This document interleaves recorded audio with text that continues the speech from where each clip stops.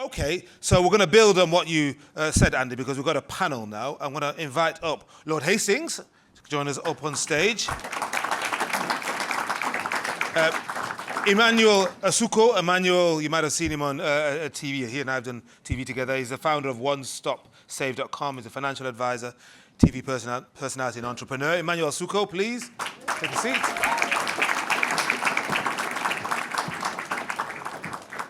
I'd like to invite Shania Ferdinand. Shania is Enterprise Community Strategy Director at NatWest, experienced diversity coordinator. Shania Ferdinand. Patricia Hamzahi, FRSA, advisor, investor, philanthropist, specialist in social enterprise and responsible finance. Patricia. And Dilys Chiwa Winterkorn. And Dilys is a philanthropist. She's spearheaded collaborations, programs, investment in the UK and the African continent. She's a product director at the Pathway Fund, the UK's first black-led social investment wholesaler. Dilys.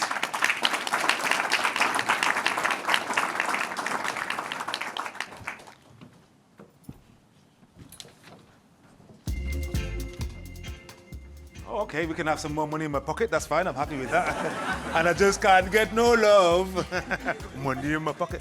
Now, I've also got this iPad, which I believe is going to receive questions from you good people. Is there a QR code? For people? Have you used one? Have you downloaded one by which you're going to transmit questions to me? If not, technical people, tell me what's going to happen here. because I've got this and I'm ready to receive emails, texts, WhatsApps, no, just messages from you, because we've got a panel of a great expertise here. But I want you to know how you can send the messages to me. So is it a QR code? And if so, where is it? It's on your badges. Ah, okay. On your badges, and also the agenda is on your badges. Fantastic. Okay, so that's how you send questions.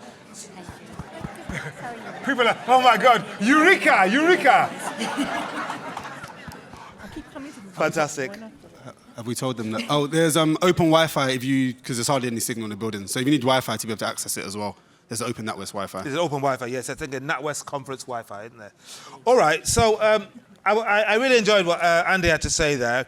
His prescription here of, the solo funders, invest as a community, encourage more great solo people to partner, study STEM, no philosophy. Don't try to be Voltaire, try to be somebody else, okay? And honesty.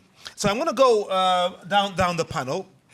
I'm going to start off, I'm going to ask you briefly to say just a little bit more about your engagement with the business community, young people, potential entrepreneurs, how you engage with them, as Andy has said. And also, if you have a couple of things that you would like us to be either more honest about or to be more front and center about, okay? I'm going to start off with you, Dilys. Okay, so just tell us very, very, very briefly a little bit about you and how you engage with the business community out there, what you're trying to do. And then if you've got a couple of points, just like Andy's 4 points, I like that. Go on. Yeah, definitely. Is this working? Yes, yep. yes. Brilliant. In terms of how we engage, I'm with the Pathway Fund, which is very much a new black-led fund. And the reason why we were set up is what Andy was talking about and what I've heard today. Access to finance, access to better financial products for black founders, charities, social enterprises and business. Pathway is set up to address and to try and target the wealth gap we have in this country, where for every £1 that comes into a white British household, there's just 10% in a black African, 10 to 15%, in a Caribbean household. And, when we're talking about intergenerational wealth, that's what it looks like. When you're talking about access to finance, the ability to get a loan, to get funding from a grant funder or even other blended products, how can you really reach those thresholds when that intergenerational wealth isn't there? And that's why Pathway was set up. Mm-hmm. We spoke to a range of black founders, charities, social enterprises across the country over a number of years. And they're all saying access to grant funding was an issue. Yeah. Many of them didn't trust non-black-led institutions because they felt they didn't understand them. And so we understand representation is important. And so Pathway was set up 2 years ago to be the first black-led impact investment wholesaler in this country. Our focus is on investing in black and ethnic minoritized founders, charities, and enterprises. And in terms of our interaction with business, lots of our interaction has been to date with investment houses, and we're starting to speak to banks. And what we're keen, and the ask really from the financial institution, is to work with organizations such as ours, where we're able to develop specialist financial products that are aligned with the needs of our communities and meet them where they are. Okay, thank you very much indeed, Dilys. On to you, Patricia. Hello. Very happy to be here.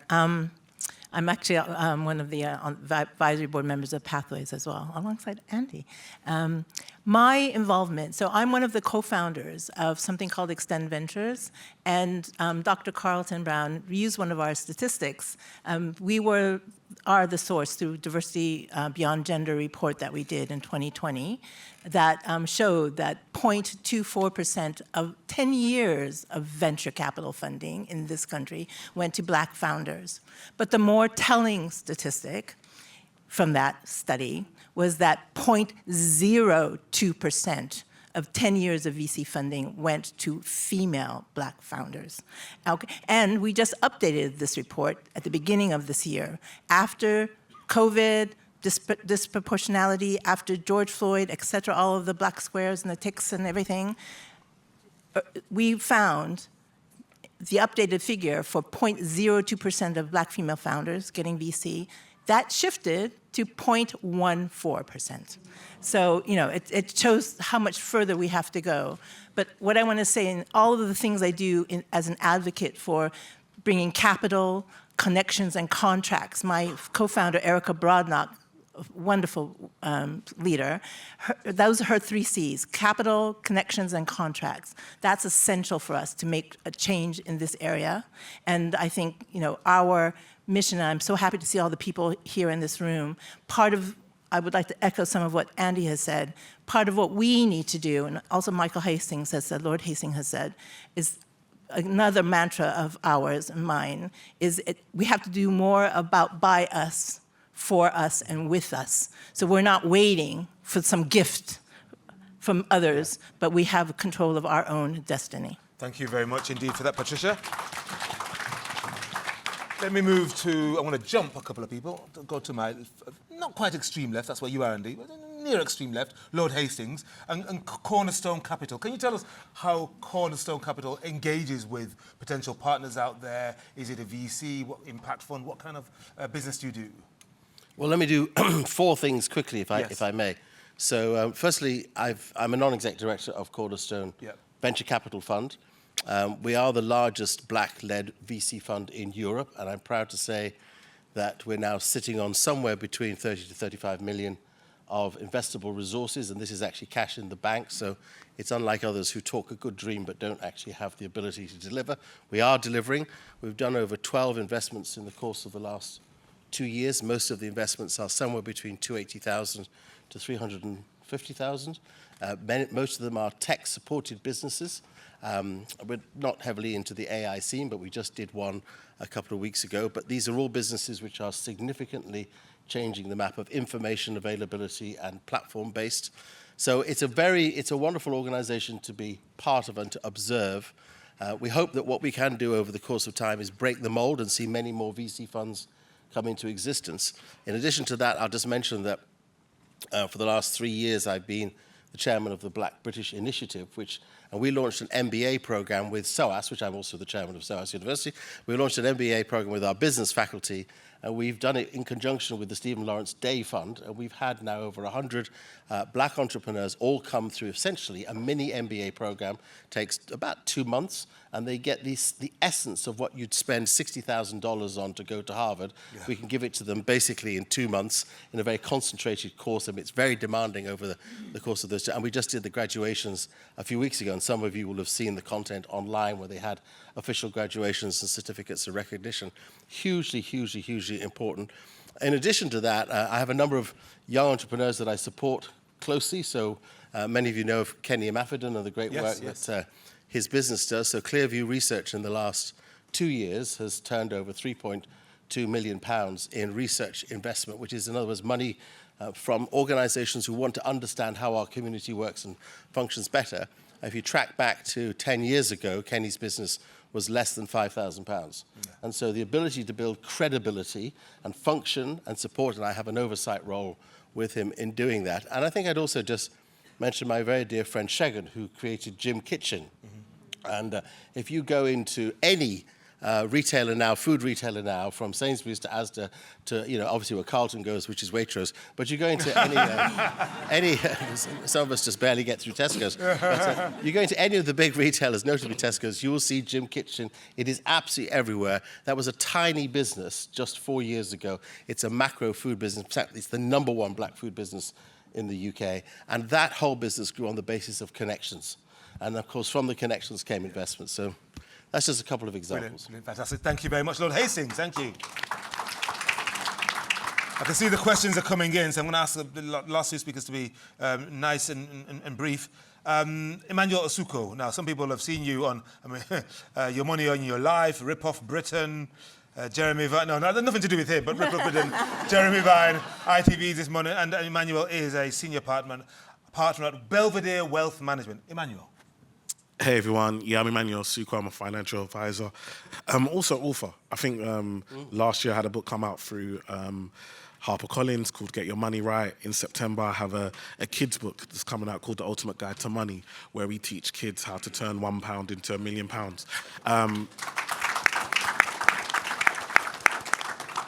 I say all that, I guess. So can we pre-order the book now? Yeah, you can. Yes, you can pre-order the book now. But I say all that to say that, you know, today I'm sitting here, but there was a time I used to be in this building. I started off as a cashier at Barclays. For the last 18 months, I've gone from being a cashier at Barclays to being the voice of Barclays and doing all their content on social media. The point is that I think sometimes as businesses, we little ourselves because we feel like where we come from defines who we are. And I feel like my job is to let you know that, you know, you are much more like, you can dream so much bigger. You know, sometimes you think we need a degree. I give talks at, you know, some of the best universities across the country. I have a third class, and I'm Nigerian, so you know that was a problem. But I say sometimes that actually the reason I'm so successful is because I was willing to fail. And I feel like one of the biggest things I teach businesses and try to teach businesses is that don't be afraid to fail. Because I always tell people, if you take a test once, you might fail it. Take the same test 3 or 4 times, you're like, no, I know the answer to this one now. I've seen you 3 or 4 times. Sometimes it's not necessarily being the brightest or being the smartest. It's actually just the consistency and being prepared to fail that will get you to where you want to be. Beautiful, Emmanuel. Thank you very much. I'm going to finish with Shania Ferdinand, who's Enterprise Community Strategy Director at NatWest. Thank you. And Emmanuel, if I have £5, can I make 5 million? Anything is possible. So I work at NatWest as part of the business banking team, and as a bank we provide traditional funding routes such as loans, asset finance, trade finance, and that kind of thing, which I'm more than happy to talk to you about further. But I guess in terms of the ways that we engage with business owners, so over the last about decade or so, we've started doing more in terms of enterprise education and looking at not just being a financial provider, but also looking at what is some of the wraparound support that we can provide. So we have our accelerator program, which some of you may have heard of. Cheeky plug, it's actually open for applications at the moment. So if you're looking for a supportive environment with coaching and mentoring, please do apply. But we also partner with a number of organisations to ensure that the education that we provide is also tailored and embedded within communities. So we supported the BBI program that Lord Hastings spoke about, which was a really phenomenal program.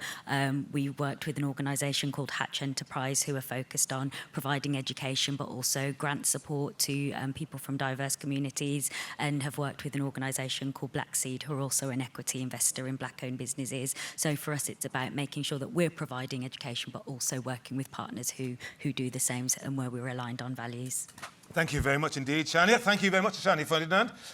So you've heard from Andy and Michael and Emmanuel, Patricia, Dilys and Shania. And my God, the questions are coming in at great speed. And we've only got 7 minutes. What's going on here? Hey! We'll do our best. Okay, I'm going to ask my respondents to be extremely brief, pithy in their responses. Okay, so there's two, I think, for Andy. Andy, please explain the importance of STEM in founding and running a business. And then a broader question, how do we as a people prepare ourselves for the upcoming AI technologies? Okay, Sure, I don't know so- how you're going to be brief on those two, Sure. but try. So I'll take AI first. So how to prepare ourselves is just to dive in, right? There's all these products out there, and for example, OpenAI, who produced ChatGPT, which you may have heard of, which is a you chat like a chat bot on the internet. You can go ask it any question. It pulls data from like millions, and I think it's now 100 million plus data sources and gives you answers back. They've got like an app store you can go to, and you can just, in the space of matter of fact, I'm happy to, they produced a video which is 2 minutes long where they did a live demonstration of building an app using it, right, for anything you want. I'm happy to just share that link around anyway, because it's super helpful. A bunch of people call me, hey, I need to build this. I'm like, just do this. They're like, wait, I got going in like 5 minutes. I was like, yep. So we need to just dive deep, just go and quote unquote play with the products, get used to it, and just understand that AI isn't, oh, it has to be an AI thing. It's like, how do you leverage AI for your business, right? And how do you get to results faster for your customers and your users? And the importance of STEM. So an example would be, I was speaking to an entrepreneur, black founder, last week, and they were like, they needed to build a first version of their product, and it's not something that they could use a no-code tool for. So they wrote a bunch of scripts themselves. Right? But I think it's that the ability just to get to that first point, right? For certain things that you can't use AI or no-code platforms with, because it enables you just to get there a bit quicker, because you have an understanding of the technologies. You're not, there's this like imposter syndrome sometimes. We look at like a black screen with all this code on or whatever it is, and you're just imagining, oh, I have to be super technical for all this stuff. Sometimes it's not the case, right? And it just enables you to go and understand the behind the scenes a bit more of how things are produced and built, right? So overall, I think that's what STEM provides. It provides us like a ladder to X, right? X be a first version of a product. And as you scale, especially when you're hiring engineers, so many entrepreneurs who are non-technical will go and outsource their tech, and then they'll have bad experiences. We've all been there. But if you're somewhat technical as well, then you can at least have a deeper understanding as to what this person over there is saying they're going to do, and whether or not it's worth the money you're paying. Okay. Andy, thank you very much indeed. This question, what advice would you give to those starting out in executive/life coaching in terms of building their business? Specifically, should one start as a sole trader or seek partnerships? And is this an area where, and the question stops. Okay, so who would like to take the life coaching as a solo or partnerships question? I'm looking at you, Emmanuel, but Yeah, you can look at me. Nervous. So, No, Patricia, no. Okay, Emmanuel. No, yeah, you can look at me. I think life coaching, it all depends on, it's all about your audience, know who you're trying to do it for. Are you trying to do one to few or one to many? So if you're trying to do one to many, you want to add tech, and obviously your price point is going to be lower. Or if you want to do one to few, your price is going to be higher, and obviously it's all about the value. And remember, value is perceived. I think sometimes, like when people, like for people who book me, like, and obviously because of black, everyone feels very comfortable, like, oh, I want to book you to talk at my church, or I want to talk to my event, and then it's like, our budget's like £50. It's not going to work. So it's one of those things where, but if they were going to get someone similar to me from another community, they would already go and raise funds. They would already go and get a loan or whatever to get that person to talk. But because we're black, we're comfortable. Oh, you're my brother. No, listen, pay me. So it's really important that value is perceived. So don't feel like if you're getting booked, oh, someone's booking you to talk. They're not paying you for the hour that you're talking. They're paying you for the 10, 15 years of time that it took you to learn to deliver it in 1 hour. So really understand the value and be able to show the value proposition to whoever you're giving it to and understand the value. But remember, sometimes it's hard work always being you. So that's where we try and get AI, try and get tech, try and get things pre-recorded so that you can make money while you're asleep. Because not every day you want to go to work. Like sometimes you want to sleep. Great, thank you very much indeed. Either Patricia or Dilys can take this. What options regarding financial support do youth leaders and entrepreneurs from our community have with organizations that benefit youth, particularly kids? So imagine if you've got an entity that you think is really focused on helping young people, where can you get money? Because people will often see it as a social enterprise or whatever. Dilys, do you want to take that? Is this something that you guys might engage with? Yeah, absolutely. I mean, in terms of Pathway, where we would engage is there are a lot of good network infrastructure intermediate organisations such as the Do It Now, the Abele Initiative, Black Equity Organisation, and quite a few of them have very youth-specific led projects. There's also youth-led organisations out there. And so what we would endeavour to do, we invest in those organisations. Actually, you know, that's why Pathway was set up. And so I would say a port of call would be to go to those organisations to see where the funding is for Black-led, if you are Black-led, youth services, and also speak to us at Pathway. Okay, fantastic. Thank you very much. Can I? Okay, Patricia, yes. So one other organization that I am closely associated with is called the Black Funding Network, and we are a collective giving community.